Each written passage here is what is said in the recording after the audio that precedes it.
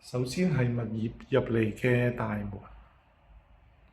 旁邊係廚房，佢係梗廚，有爐頭、儲物櫃、抽氣扇同抽油煙機。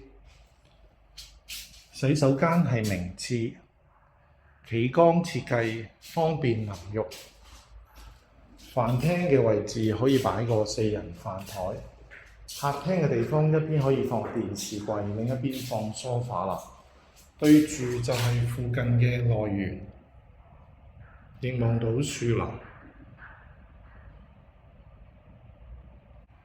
第一個房間有兩邊窗，非常光猛，放到床，仲有位置放個高身衣櫃。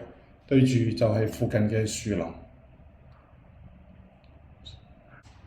主人房亦有兩邊窗，非常光猛，放到雙人床，可以做到3邊落床，仍然有位置放個衣櫃。佢亦係對住旁邊嘅樹林。